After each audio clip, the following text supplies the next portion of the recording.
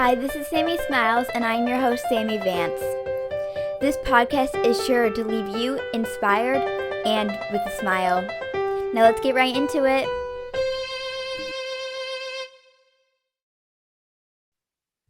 Hello, everyone, and welcome back to this week's episode of Sammie Smiles. I'm your host, Sammie Vance, and today I am so excited to be interviewing Marissa Meyers, as she is the #1 New York Times bestselling author of The Lunar Chronicles, Heartless, the Renegades trilogy, the Instant Karma, and some other. And she's written so many other books, and it's just like they're amazing, and I'm excited to continue reading them. But besides being just an amazing author, she's also has a few kids and is married, and she also has her podcast, The Happy Writers, The Happy Writer with Marissa Meyers. I first heard about her. It wasn't too long ago when my mom introduced me to the Lunar Chronicles, and I read them pretty quickly, and they're just like the best things ever. One of my favorite series in the world. Right now I'm on Stars Above, and I definitely suggest like everyone to read them. They're just the best. So thank you, Marissa Meyers, so much for being here. I'm super excited to talk to you. Thank you. Thank you for joining me. It was an honor to get the invitation. Thank you so much. So to start off, we could talk a little bit about being an author. As I mentioned before, you've written many books, including The Lunar Chronicles, which I'm reading right now. And all of your books are just like really creative, and I enjoyed reading them all the way through. And they're just like, they catch you by the first words, and I love it. So for the first question, I was wondering like where you get your inspiration for all the books that you write. Oh my gosh. Honestly, anywhere and everywhere. It is one of the things about being a writer, or really I think any creative type. I feel like we kind of walk through our lives and walk through the world with little radars on, and you're just constantly looking for new ideas and looking for inspiration. So I've had ideas come from song lyrics, from magazine articles that I've written, from dreams that I've had, from snippets of conversation that I've overheard, or movies, documentaries. Of course, other books can give you lots of ideas. So there's definitely not one place where ideas come from. But a lot of times I will see something or hear something that will spark kind of a what if question. And then as soon as I ask that question, my imagination just starts to run with it. And, what if Cinderella was a cyborg? What if these fairy tales were set in the far future? What if a superhero fell in love with a supervillain, et cetera, et cetera. And before you know it, a story starts to develop. Yeah, and I love that. And I think so many people can relate to that as well, because like you're saying it, and not just being an author, but like it has to do with all different like creativity types. Mm-hmm. And I think that's really cool, like drawing and all that sorts of stuff. So I think that's a really good answer, and I feel like I can relate to that, and so many other people can as well. Yeah, definitely. No, I think it's really important for anyone who's in any sort of creative field or has any sort of creative hobby to kind of, have that radar on and to be open to new ideas. And I think a lot of people will tell you, oh, I'm just not creative, I'm just not artistic, whatever it is. And I think that's false. I think it's very much human nature that we are creative and imaginative creatures. I think those people have just kind of turned off that radar. They're just not looking for inspiration anymore. Yeah, I love how you use like the radar. I think that's a really good way to look at it. So thank you for sharing that. And now I am a published author myself. I wrote a book called Inspire the World, A Kitchen Making a Difference, about my buddy Ben's journey and how other people can make a difference no matter who they are. And through the journey of publishing, I learned quite a few things. I started writing when I was 9, so I learned that it can be a pretty slow process, but I learned from the start finding the literary agent, finding a publisher, editing it, and yeah, like I said, it can be a pretty slow process, but it was really amazing to get the book first in my hands and be able to like see it as a book. And I thought that was really cool. So what was your publishing journey like, and how does it feel to become a published author? Yeah. I mean, I will just start by saying that is amazing. And I am so impressed with you and with your book. And I can't wait to get my hands on it. It sounds like exactly the sort of thing that I would want to read to my kids. And I know that they're just going to love it and love hearing about someone who is not that much older than them already having this sort of success. That's really, really cool. For me, let's see, I wanted to be published way back when I was about your age, but it took a much longer time for me. I started writing short stories and a whole lot of fan fiction when I was maybe like 12, 13 years old.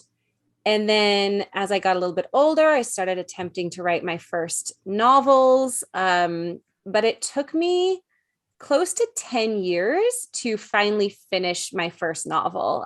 So I had lots and lots and lots of starts and that didn't go anywhere. I lost interest or got distracted by a different project or, lots of different excuses I had. But then finally, when I was in my mid-20s, I had the idea for Cinder and for the Lunar Chronicles. And pretty much as soon as I had that idea for this series, I fell in love with it. I love fairy tales and I love science fiction. And so I thought, okay, this is like the best idea I've ever had. I have to try to finish this book and try to get it published. And so it took me about 2 years to write and revise and edit Cinder and get it to a place where I felt really good about it and felt like it had potential. And after that, things started to move pretty quickly, especially compared to a lot of author stories. It's not unusual to face months or years of rejection. And so I was kind of prepared for that. But once I finally started sending Cinder out to literary agents, it took me about 2 months. And then I did actually sign with the very first agent that I had queried, who was kind of my top number one dream agent, which was obviously very exciting. And then she took the book to publishers on a Friday, and we had an offer to publish the series the following Monday. So that part happened really, really fast and was, of course, super, super exciting. And it took a little over a year then from the time that the book sold until it was actually in bookstores. And you mentioned, seeing the book in person for the first time and actually holding it in your hands. And there is nothing like that moment. It's such an enormous dream come true. And I have found now, so I've got my 16th book coming out in a couple months. And that feeling of seeing the book, every new book in physical form is always just like one of the best parts of the whole journey. Well, yay, 16th book. Congrats on that. That's amazing. Thank you. I'll definitely have to get it and read it because I'm always looking for a new book series. I have like a list of probably like at least 20 different books or book series on it that I need to read and get from the library and stuff. So yeah, your books are definitely on there. Yeah. So now to talk a little bit about your podcast. So I started my podcast, Sammie Smiles, a little over a year and a half ago. And basically I interview people who make me smile in hopes to make other people smile as well. And I thought it could be a really good way to reach more people about other people's really like inspiring journeys and stuff. Plus it has a great, one of my favorite parts about what I've been doing for the past 5 years is meeting all new people. And it just gives me a really good opportunity to be able to do that. So what is your podcast about and what's your goal for it? Yeah, it sounds fairly similar to yours, actually. It's also been a little, well, actually, I guess it's been close to 2.5 years now. I started it right at the start of the pandemic. Mm-hmm. And I had been thinking about starting a podcast for years before then. And I had this idea that,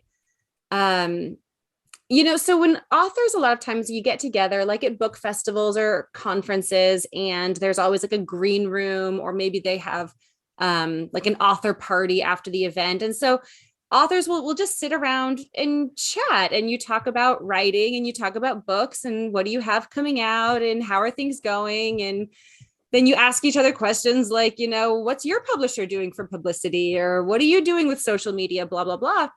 And it's so fun and it's so inspiring. And I always leave those conversations feeling like, really excited to get back to my desk and start working on the next book. I always just love being around other authors and always feel so inspired by that. So then when the pandemic hit and all of a sudden everything was canceled and it was clear that we weren't going to be doing festivals or conferences or book tours. And I realized, one, that I was really going to miss that. And two, that this was an opportunity for me to maybe help out some of the authors who were having books coming out that year, and yet we're going to have no way of promoting them, or a lot of our typical ways of promoting those books were gone now, thanks to the pandemic. So I started this podcast, and I've tried to, I'd like to think of it as just me and another author sitting in a green room having a conversation, and listeners get to listen in on that. So it's very focused on books. It's focused on the writing process and the writing journey, and trying to find those things about writing and creating that we find a lot of joy in, but also some of the difficulties and challenges and how we've kind of overcome those. So yeah, and it's been great. And I've met so many new authors through it, and it's just been a lot of fun. Yeah, I love it. And I've listened to a few of them, and I love like the positive energy it brings. And I think it's just really amazing on and on. I love how it reaches like all different people, and it's just really amazing. So yeah. Well, thank you. That is definitely the goal. Yep. So I feel like your work I've taken like so much inspiration from, and it's definitely puts a smile on my face. And I could say for a fact that it's reached so many people.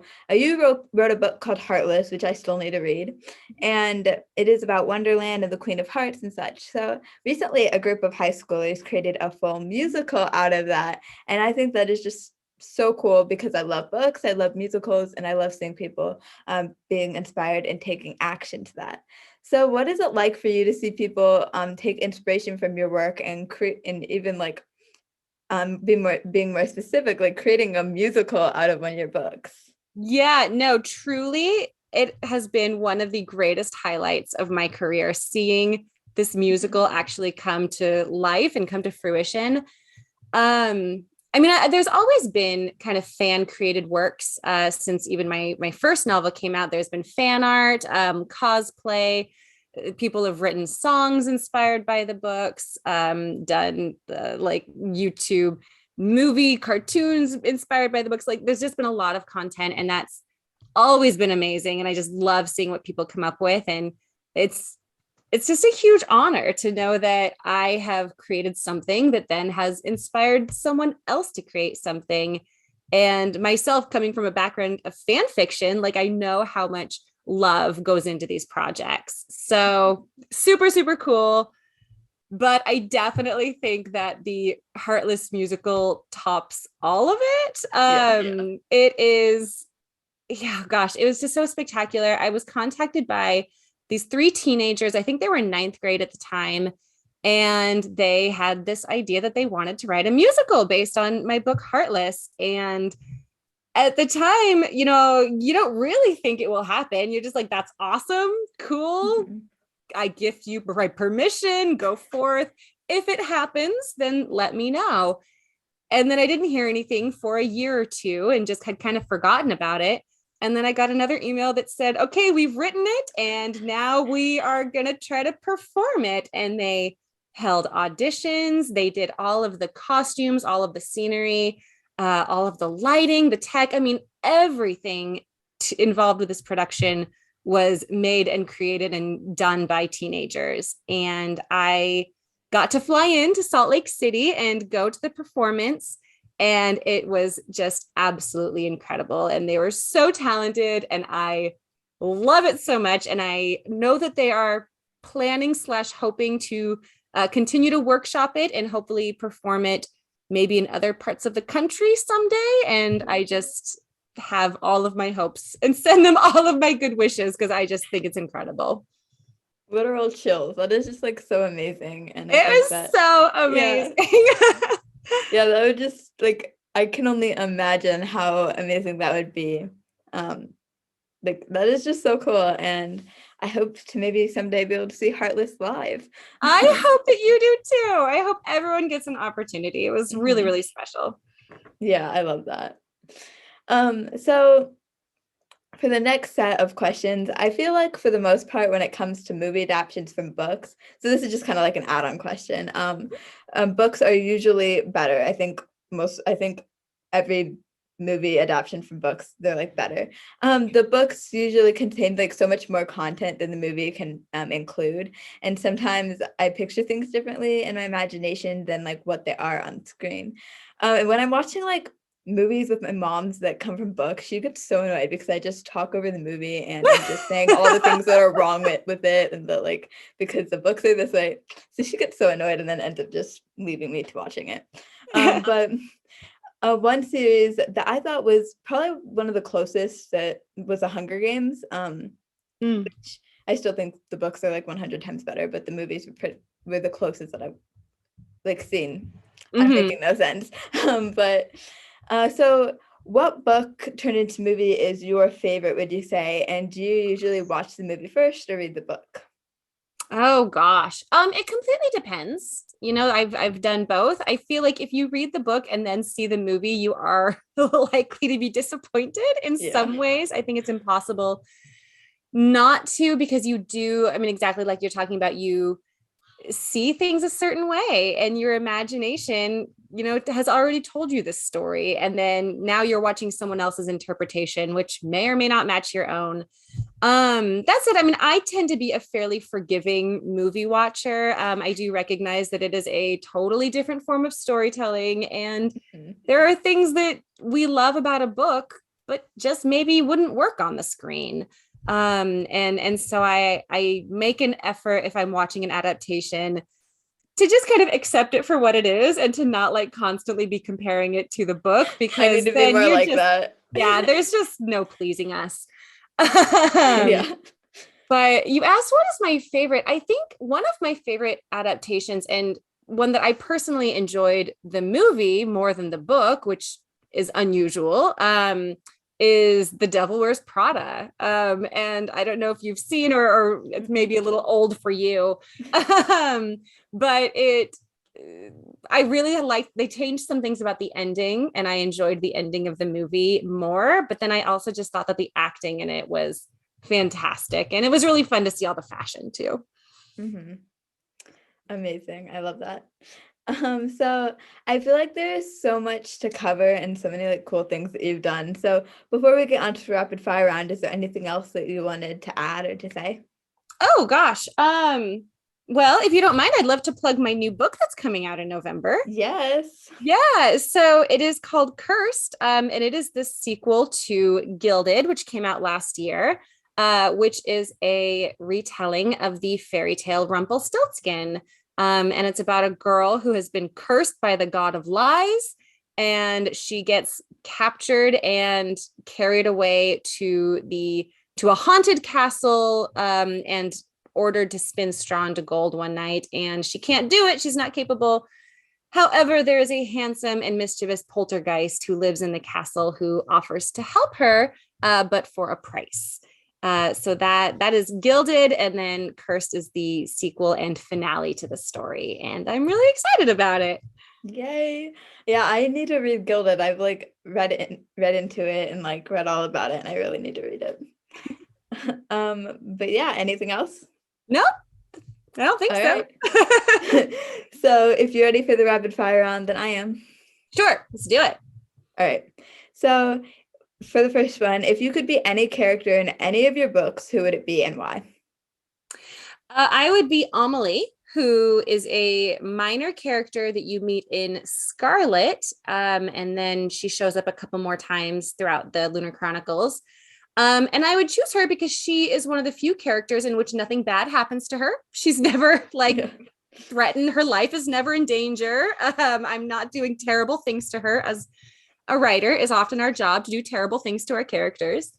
And also she lives in this really quaint little country village in the south of France. And she gets to flirt with both Wolf and Thorn. And I just feel like she lives a really great life.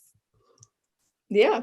Okay. Yeah. First, I wanted to add, thank you so much for not killing off any of your major characters. I appreciate that so much. Some books that I read, I it's so sad. Like the main characters are killed. I just wanted to people who are listeking to this who have read all of my books are like feeling sad for you right now because that may not hold up to all of my At least books. in the Lunar Chronicles. You're welcome. But for the next one, who can you relate to in specifically the Lunar Chronicles, and how so? Definitely Cress. Of the Lunar Chronicles, Cress is the one that I feel is the most like me. She has just this overactive imagination. And when I was growing up, I was constantly coming up with stories, and I had just so many fantasies and daydreams, to the point where I would constantly like space out and talk to myself, and I got teased quite a bit for it.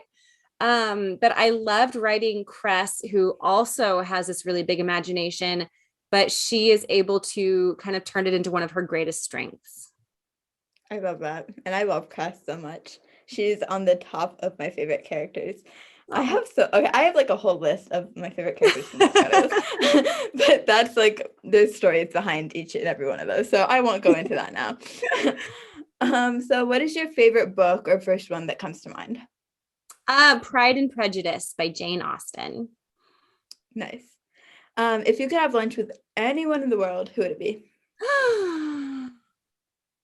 Oh gosh. If I could have lunch, living or dead? Can I say someone? Either. Okay. Yep. I would say my grandmother, who passed away about a year and a half ago, and I miss her dearly. I'm so sorry, but I love that. So, yep. Would you rather be able to speak all languages or be able to speak to animals? Oh, all languages. All languages. I have tried many, many, many times to become fluent in Spanish, and it has never worked. I am still not fluent in Spanish. Same. Yeah. I'm really envious of people who are multilingual. Mm-hmm. Yeah. So if you could be in any book, what would it be and why?